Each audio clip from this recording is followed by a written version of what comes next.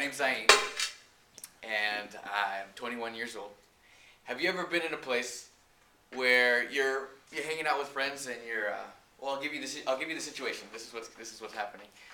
You're driving along. I'm going. My friends want to see where I'm headed, and they want to see my home and where I'm going. So they said, well, let's go visit your family. Let's go see where everything's at, and we want some Mexican food. That's what they always say. So I take them. We're driving along. We're in the car, and they're looking at me, and they say, Zain, there's a group of 5 Latinos over there. Are they going to jump us? And they're looking around. There's like liquor store, gun store. Where are you taking us? And they're saying, this isn't where we planned on going. We thought you were taking us to your house. And I said, well, we are going to my house. They're like, wait a minute. They realize their surroundings. They're like, where are we? I said, I live in a neighborhood with a bunch of other Hispanics. And they're like, oh. So they're just holding on to themselves, and we're walking out, and they're like looking around. And people are looking out, and they're wondering, well, where am I? Have you guys ever been in a place like that where you're driving? Maybe you're lost. Or you have your GPS, you have Rhonda on right there. And you're driving around, and you're saying, Rhonda, you're taking me to the wrong place. Look, you're recognizing, you're looking around, I shouldn't be here. And the question I want to ask you today is, where are you? Not your geographical location. Not where you find yourself right now.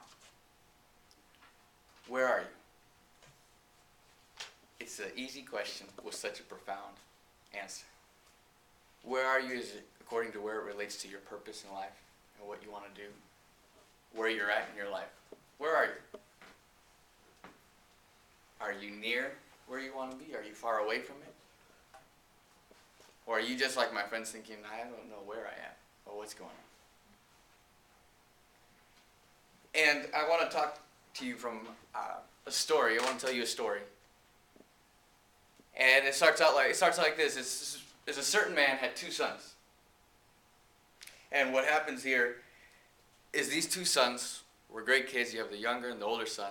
And you have the younger son say, you know what? Dad, I want everything that's mine. An inheritance, give it to me. I'm going to take off, and I want to do my own thing. And I'm separating myself from you. This is what I want. So father gives him everything he desires and says, this is where I want to go. He says, you know, I'm a strong man. I know what to do. I can hold it on myself. I can do it all on my own. So he grabs what he wants, and he thinks the material things are going to satisfy him in life. He's got the friends. He has whatever it takes. He's got the money. So he walks around, and then what happens, if you read the stories, and it's in Luke 15, the young man continues to go on. He wastes everything. He loses the people around him. And he has nothing left. But you're saying, well, I have people around me and I have friends. I'm okay, Zain. I mean, I haven't lost all my material things. And maybe you're right. Maybe you haven't lost everything. But know this, you can be surrounded by so many people and yet feel so alone. And I'll tell you that from experience. You can have all the friends in the world, and I've had many times where you have friends here and there, but yet there comes a moment in your life and you're thinking, I'm not really connecting with anybody. There's nobody that's really close to me. And this young man loses everything he has. And if you continue to read in the story, he goes far away from dad, goes far away from his home, his family. He's gone, and he comes to a point in his life where he finds himself in the pigs, hanging out with the pigs, the lowest of the low. And you're thinking, what was he doing there? He needed money, so he took whatever job he could find. Sometimes when you're trying to find out where you're at, you go to whatever you can get, wherever you can find that acceptance, that love, that thing that fills that void. And he was asking himself that question. He's in the pig's pen, and he's sitting there, and I just imagine in my head, just picture it with me. He's sitting right there, and what happens? He looks around, he's like, what's going on? And in the Bible it says this, he came to his senses. So he realized where he was at, recognized his surroundings, and says, wait a minute, I shouldn't be here. Has that ever happened to you, where you walk into a situation in your life and you just stop and you're thinking, well, what am I doing here? I shouldn't even be here. And you think about it, and I'm asking you, where are you today? I remember being in a hotel room checking in, and was staying with some friends, and I hear a knock on the door. Go open it, and it's the ladies, and her name was Gloria Lupe, surprise. And she's, Gloria says, "Oh, it's okay, he's already cleaning the room, let's go." And I was like, I don't work here, just because I'm Hispanic. And I closed the door, and you ever seen that map on the back side of the door? There's a red dot, room 212, you are here. I said, you have to be pretty stupid if you don't know you're in room 212 when you check into the hotel. You are here. And I'm thinking, why in the world would you, I mean, you have to be pretty drunk when you come in the hotel room to know where you're, hey look, I found myself, I'm right here. I know where I'm at, Helen. And you're right there. You figure it all out, you're saying, I know where I am. But what something so simple can sometimes be something so profound and help you in a great way. Because it's no good knowing where the answer is if you don't know where you are. And the answer is, if there's a fire, I know there's an exit 3 doors down the hall.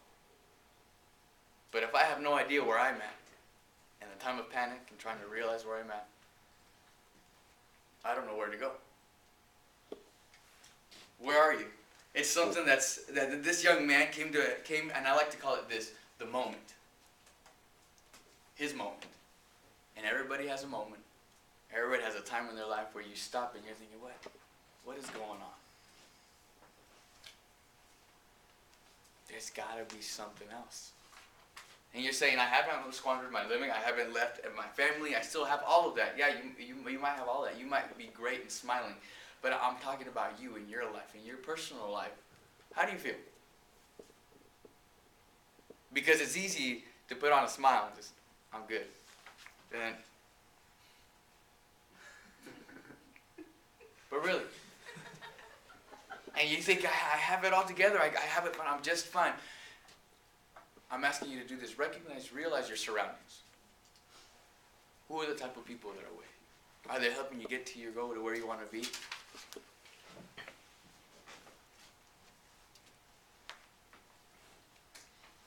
The Bible says this, when he came to his senses, he said, how many of my father's servants? I mean, he had it made at his home. He had servants, butlers, maids, steaks in the freezer, had it all. I mean, he just had everything.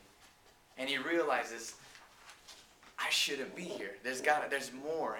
And when he was right there, he says, you know what? I'm going to go back. He hadn't showered. Hanging out with pigs, he was probably pretty dirty. He smelled, and he says, I'm going to do whatever it takes. I'm going to do what's necessary to get to where I'm supposed to be, to fill that emptiness that I have right now that I'm feeling with nobody around me. So he walks back, and how many of you have ever been in trouble? And when you leave your dad and you walk back, you're thinking, okay, I'm going to say this. I did this wrong. I'm going to apologize, and then I'll give him a hug. And so he was thinking he's going to tell him, Dad, I'll be one of your servants. I'll do whatever it takes to get back in the household. And if you read on in the story, and I'm not going to go into detail, but it says his dad was at the front porch, just waiting for him to come back. And he comes walking back, and his father sees him off from a far distance, with arms wide open, and starts going toward him. And I don't know about you, but the first thing that came to my mind is like, I wouldn't hug somebody that's been hanging out with pigs. And